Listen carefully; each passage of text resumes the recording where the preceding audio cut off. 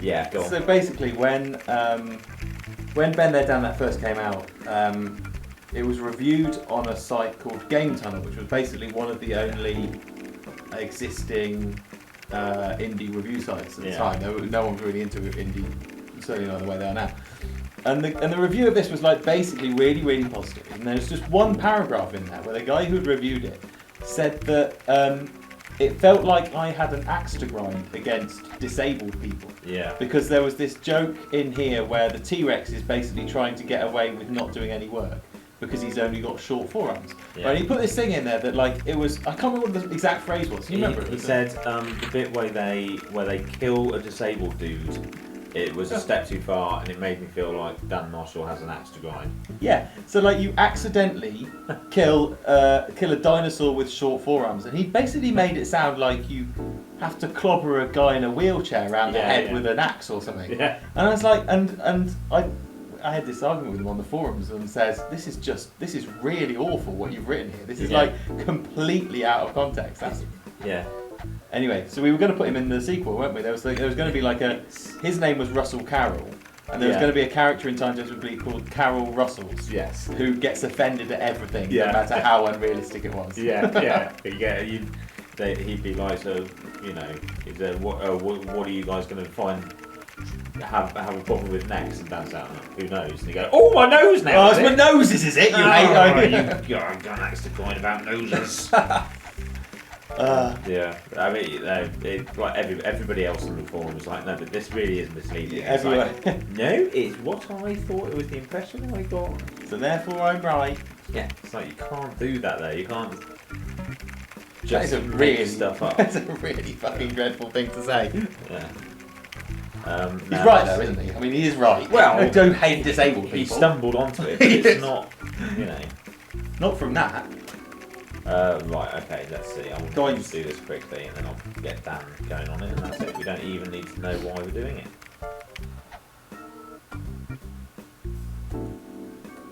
I remember, like, because at one point I can't remember how long this takes to play through if you're doing it really quickly, but I remember Time Gentleman Please, because I had to, you know, regularly had to go and play through it to make sure it was playable as made to be, because like you change one fucking thing. Like by the end the code was so dreadful. Yeah. You change one thing and something at the start would break. Right. So like the number of times in the final like month before release that I played that game through from start to finish. Like this is Time Gentleman Please. Yeah, it's Time Gentleman Please. I basically got Time Gentleman Please down to an hour and a half. If you know exactly what you're doing, like, if you know exactly what you're doing and click in the most efficient way, you can get through it in like an hour and a half. Yeah. And I got people saying to me, "Oh yeah, it's a really good game. Yeah, it's, you know, you can get through it in like 3 hours."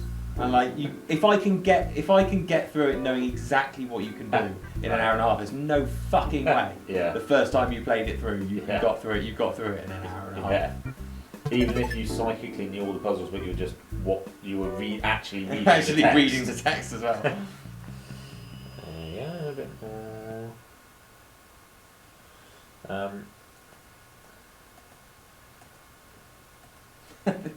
I remember that came about because you desperately wanted to keep calling it the Dino.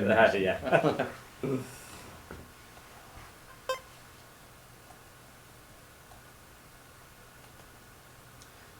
Where they take those masks off as well, that's quite a nice animation. Yeah. We won't get that far. We're going to get all the way through this fucking game. I think we are, aren't we?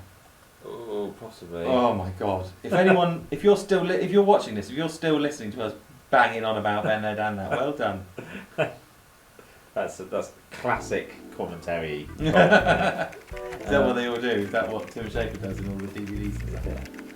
I felt like I had something else to say. You've got to kill the dino. You've got to bludgeon that disabled dude to death. I just felt like I had something. So yeah, this is where you bludgeon. What is his terminology? You just kill a disabled dude. Disabled dude. The disabled dude killed. Yeah.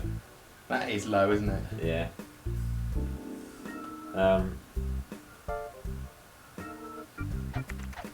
But yeah, so this is the isometric drawing of the dinosaur that I you drew that. Concept That's art. why it's suddenly a different drawing. Yeah. In a slightly different style. But that is a reference to the Chaos Engine. Is it really? Yeah. Because there's a dead dinosaur. It's back from when you're a kid and like you obsess over a particular screenshot of a particular game that's coming out because you can't afford all the games. Yeah. You haven't got YouTube, so you're just looking at this one gorgeous bit of art that's, and you're like, I wonder how that's going to fit into the game, and it turns out that it's just the pre-title sequence or whatever. But there was this great bit of art they'd done. Can I just point out this bit of dialogue's here because no one noticed that door open. Yeah, it's a shame. I think that's probably my fault because I was like, oh, it'd be really nice to have just like a Secret little. zone. Well, just like the look of that door. I was like, it'd be really nice just to have a crack like that, and because I was thinking like, because people have walked back up and down this hole so many they'll times, notice it. anything you change Yeah. will just be like stick out like a sore thumb and it didn't at all. But so Chaos Engine had a dinosaur lying like that. It was just like a really nice like. My one slumped I obsessed over was PC's own Syndicate review had a like a composite of the Alaska map of like one of the maps you could do, but like they'd taken screenshots of it all the way over, so they like had the whole thing. Yeah. And my one, I remember obsessing over that and looking at it, like thinking, like plotting what I was going to do on that one mission. Like, we were talking earlier today, weren't we, about how like there's so many quotes and stuff in this that we could just do off the top of our heads, but now like because we would watch, you know, Face Off or Tremors like a million times, but now kids, you know, like teenagers or however old we were, like 14-year-olds, will have all they need is a Netflix account and they can just watch everything once and just watch everything. Like we had like 4 VHSs. Yeah. And we had to watch those whether we liked it or not. Yeah. So that's why we know so many lines from Face Off Yeah. and Die Hard and stuff like that, because that's all we had. Yeah. So this room's really nicely used in Tangent Place. Yeah. I really like that we come back to that. Yeah. And it looks the same, but like that blue tint to it's really cool. This is a bit of satire on the basically on the kind of hand holding that we were talking about earlier, that we actually the sin we commit elsewhere of you know, just having to crowbar the clues in, no pun intended. But then in Time Gentlemen Please you finally get to turn those lights green, don't you? Because see, that's that Back to the Future thing you were saying as well, about making it feel it feel like we're as if we're setting this up. Yeah. That's it, mate. Yes. And there's a nice bit here which I thought was quite brave, was relatively, is when you look at, it's like stuff we're going to do, and then it's kind of like a never-ending story type thing. It's like it's the cave paintings and never-ending story. Where I've never watched Neverending Story. Oh, okay. It looks awful. It is, yeah, it's dreadful. But there's this one bit where the hero sees the cave paintings and stuff he's done, and it's like, and then it goes right up to him there, looking at cave paintings, but there's like a massive monster behind him, and it's like, but in this, we did it lists all the rooms we've been in, and it lists ones that we're going to go in. Oh really? And do that. Hang on. Okay. Well, it's going to take, because these are all different like look at points, aren't they? Oh no, here we go. This is the wrong one.